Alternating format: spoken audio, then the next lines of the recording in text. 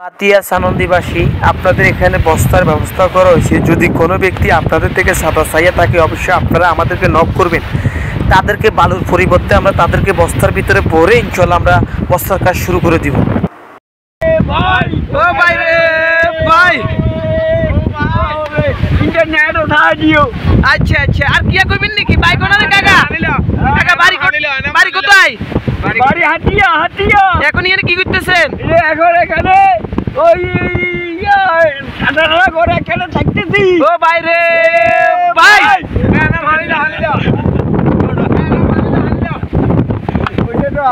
বালা আছেন কেন তাইলে? খাওয়া দাওয়া করছেন নি? খাওয়া দাওয়া কি খাবো কখন সরকারিয়া যাইবো কিছু তো না।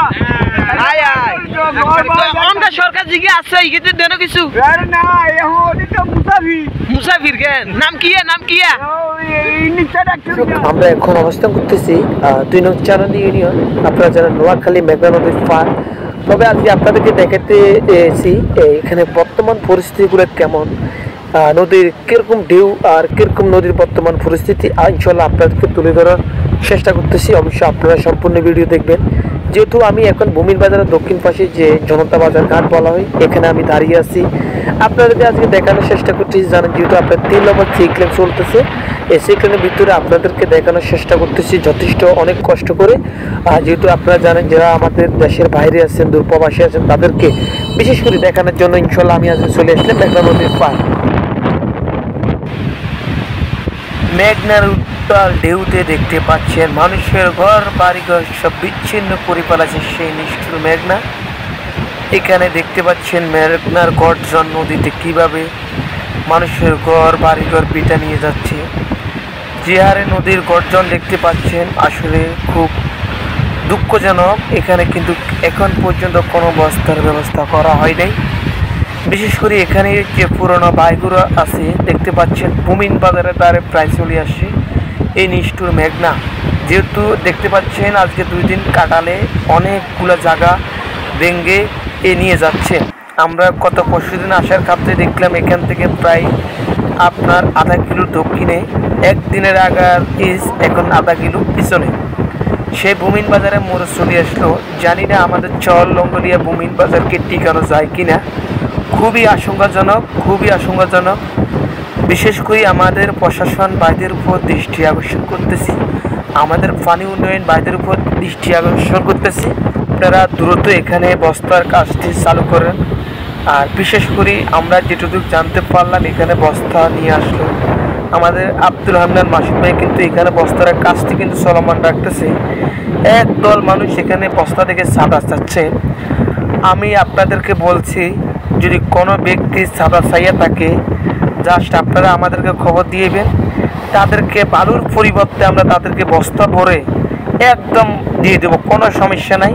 যে সাদা চাবে আর সাদা চাইলে তো মায়ের নাম বাবাজি, মায়ের কোনো মিস নেই, সাদা চাইলে মায়ের যে স্যার অবশ্যই আপনারা আমাদেরকে নক করতে পারবেন।